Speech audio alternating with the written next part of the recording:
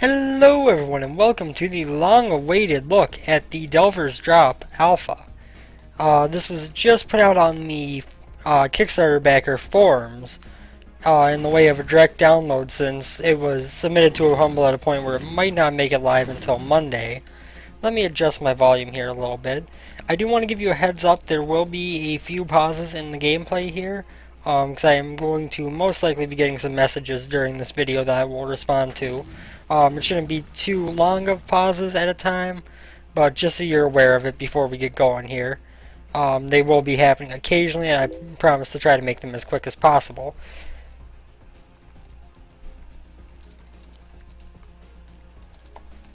But yeah, so we are going to jump in here playing as the Sorcerer, because he is the newly playable class in this build. If you're unaware, this is still an alpha build. The build that we've played before on the channel is a pre-alpha that was put up for PAX East and as a press demo during their Kickstarter in order to attempt to just show off the game and get it some good publicity and have people able to play it a bit. That was never meant to be released as it was, but because of the time it was taking to get this build functioning the way they wanted it to, they put it out there, which then resulted in, whoops, I did not mean to drop down there. So this should be taking us to Zone 1 now, which should be randomizing at the moment.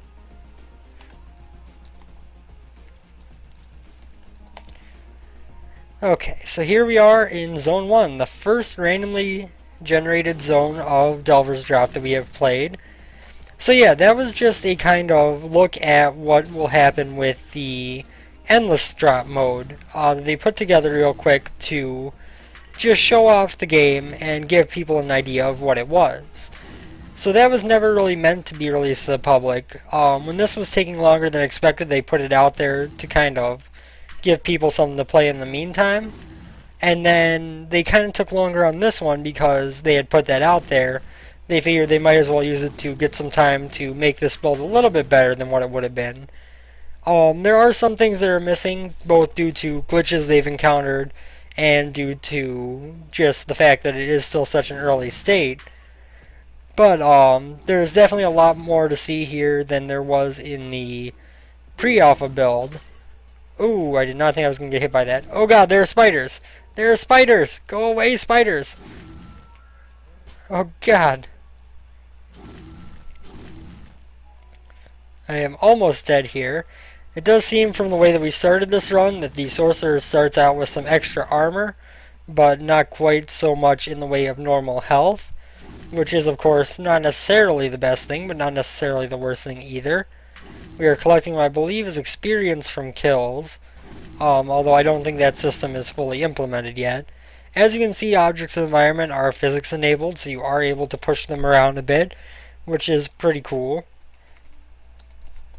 And that allows you to kind of move the rooms around.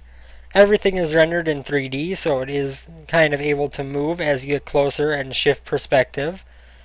And most importantly, we are playing as the class introduced for the first time to the public in this demo, and in this alpha, which is the Sorcerer, and we are not doing that well. I know I already mentioned it was the Sorcerer, but I didn't mention that this was the first time it was available, so I figured I should bring that up. So for those of you not aware, this alpha is only currently available to Kickstarter backers who pledged an alpha tier. If you are watching this the night it goes up, before it is up on Humble, this is available on the Pixelscopic forums in the alpha form. You need to have registered and gained access to the alpha backer form in order to access it at the moment, since it is not quite pushed through to Humble yet. It is submitted to Humble, but it isn't actually pushed through to the public yet.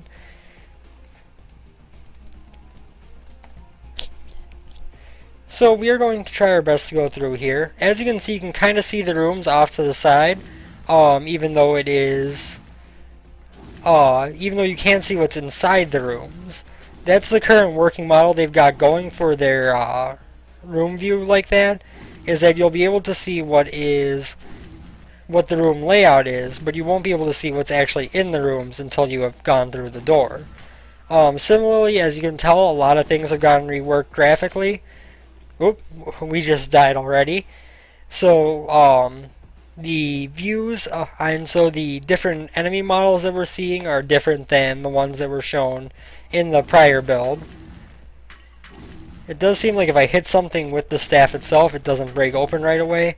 It seems like it takes more time to break it open that way, which is interesting. The staff itself has a different damage value, it seems, than the magic bolt it puts out. It doesn't just qualify as immediately hitting something with the damage. The area that we're in now is the jail where you will start out runs.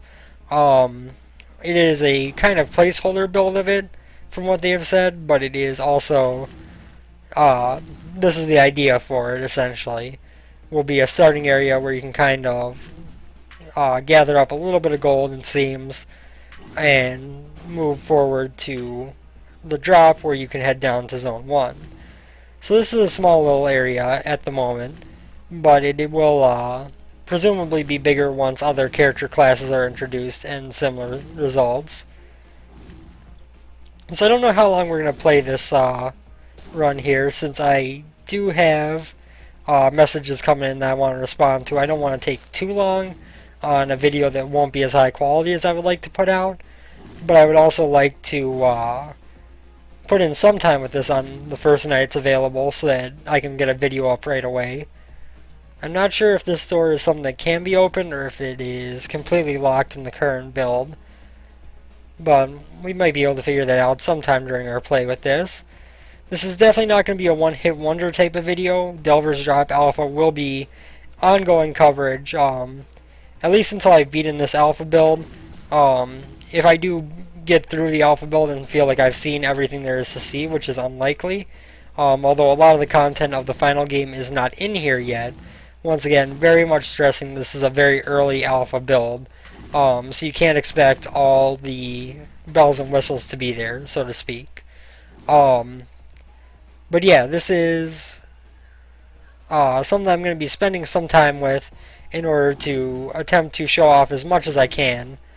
Whether that means that it'll keep being played up until the next build comes out, or whether that means that this version will see its time in the limelight pass by before the next build is out, and then it will revive when that happens.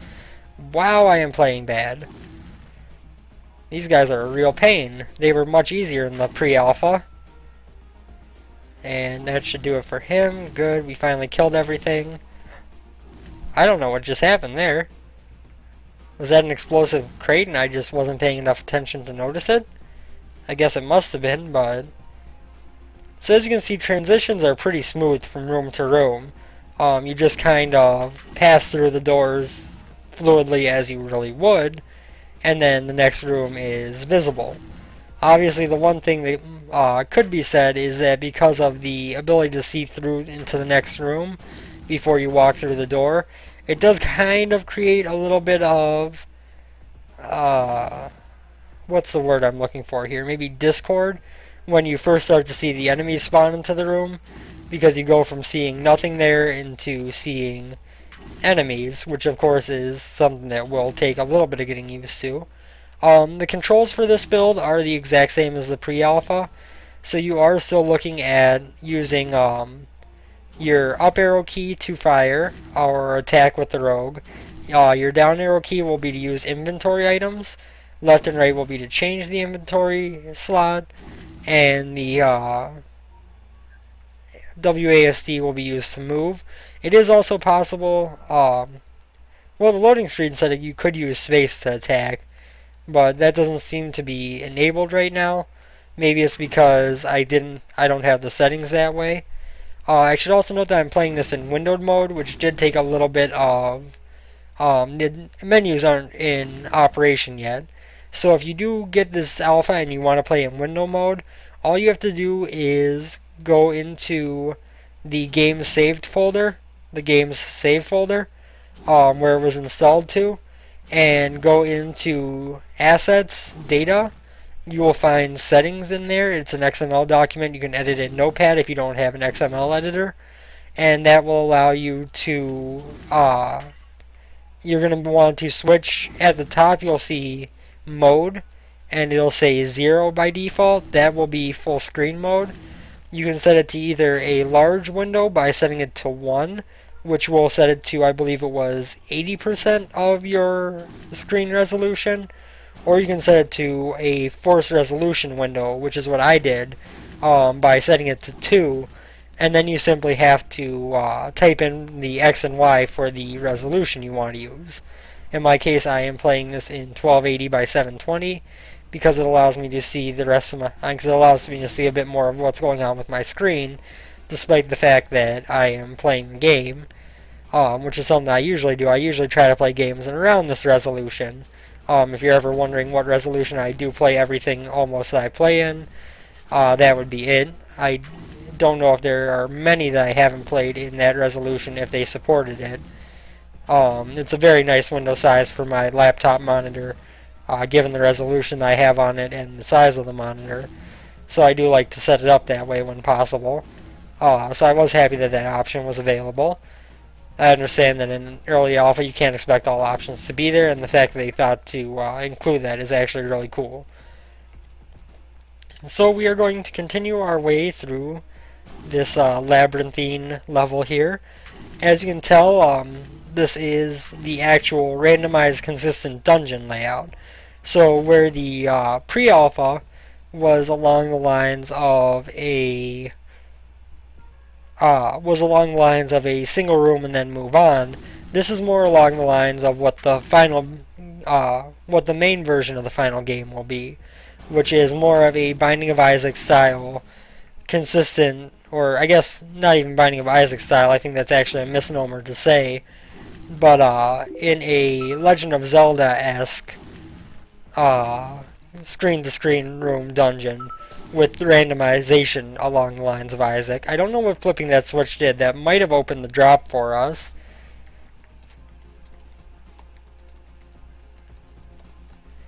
Which would be our ability to move down to the next floor. As you can see, a lot of the stuff in the environment is destructible. These ones which were in the pre-alpha are still undestructible, or indestructible I guess I should say, presumably to facilitate the ability to force you to actually deal with some things.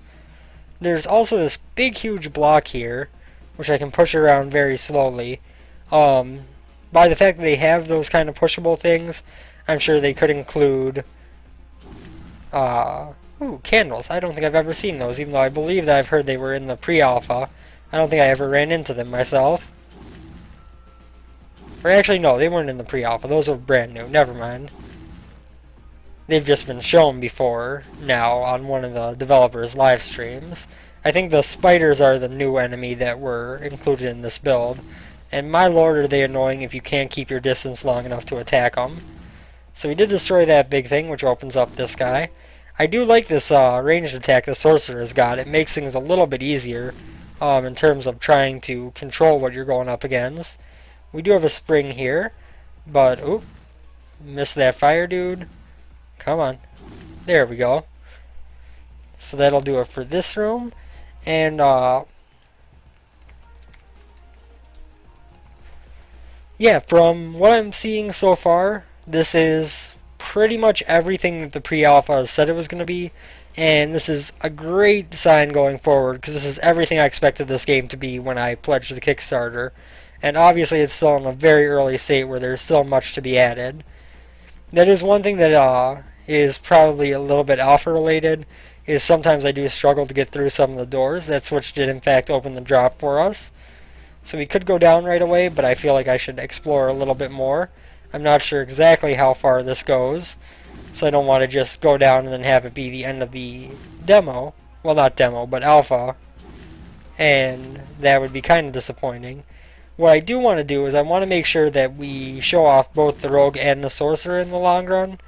So while this video is focused on the sorcerer, I believe the next one I do I will focus on the rogue in order to make sure to show off his new design. Because if you can't tell, the graphical style is still very similar, but it has also evolved a bit. Pretty much everything in the game has been reworked to some extent since that pre-alpha PAX East demo. So there's definitely a lot to be seen around here that we can show off differences in. I should add that the animations are awesome. The way that the sorcerer kind of floats along the ground like he does, in particular, is the one that's standing out to me right now. But just in general, these are all very nice animations, very fluid. The game looks absolutely incredible. There aren't many games with a graphical style this well realized, in my opinion, and the fact that it's looking this good in alpha state is a great sign to me.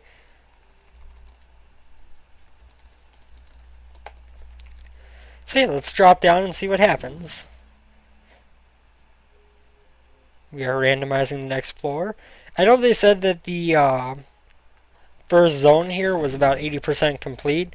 I believe that each zone is supposed to have 4 subzones, so it might be that we have like 3 or 4 of them coming up for this build.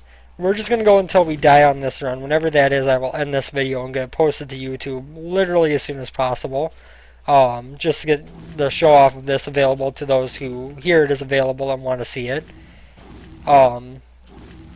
My opinions on this game so far, I know I've said this already, but honestly, this game is already something I could see myself spending a lot of time with. I think the only thing that would preclude people from playing this a whole lot in the current state is the fact that the content isn't complete yet. Which, of course, it's an alpha. That's not and that's not unexpected. That is actually exactly what is expected. But yeah, I could see some people, thinking that there's not enough here to play it a long time. Although I would kind of disagree with that already, because I think the basic mechanics are enough to make it worth spending time with. But I could see that argument, but the game is already extremely fun, and very, very challenging. These bats in particular, as is, for some reason, the never-ending trope of roguelike games. I mean, Spelunky, nothing gives me trouble like the bats. Actually, I'll admit, in Legend of Dungeon, the bats aren't that bad. It's the snakes that are real bad in Legend of Dungeon. But even still, though, the bats are pretty annoying in that as well. The bats in this are definitely fitting that annoying flying enemy role that bats so commonly fill, though. Which is not a problem in the least. In fact, who would have it any other way?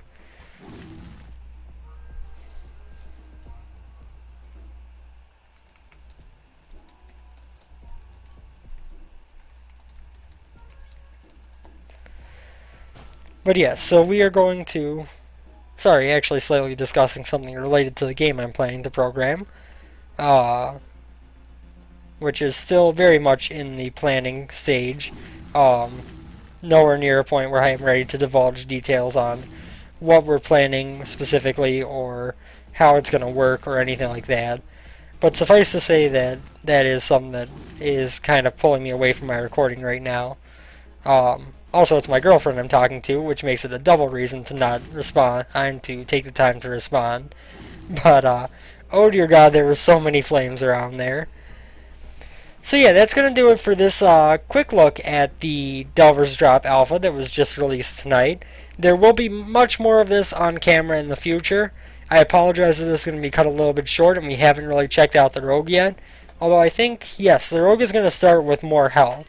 So the Rogue is definitely tankier than the Sorcerer. And that means that obviously they're going to be, each different class is going to be, not just in terms of what weapon they start with and what stuff like that, but they're also going to feel very different. For example, the Rogue feels a lot tighter now, whereas the Sorcerer kind of had the floatiness that the Rogue had. If you remember in the pre-alpha, when you stopped holding the control to move as the Rogue, you kind of kept going for a little bit. Now you can feel that with the Sorcerer, but for the Rogue, he is actually much more on-demand stopping. And he is actually not very good at attacking while moving, which is interesting. Like, I can hold down the move and attack, and I do come to a stop to attack. So, I am very interested to dive further into what differentiates the Rogue and the Sorcerer in this new build. But that will have to wait till the next video, because I feel bad that there are stops in this video that are unavoidable, and I don't mind making them, but I'm sure are not the best quality of video that you guys could ask me for. So for now, we'll call it quits on this. Thank you guys for watching. I hope you enjoyed it. I hope that you are looking forward to this as much as I am. And if you have access to the alpha forums, get in there and download this as soon as possible. If not, it will be on Humble by Monday at the latest. So yeah, check it out as soon as you're able to. It is well worth the time. It is very fun. And I cannot wait to see what further alphas, and even the remainder of this alpha that I haven't seen, bring. Thank you guys for watching, and I will see you on the next episode of Mentos Plays Delver's Drop.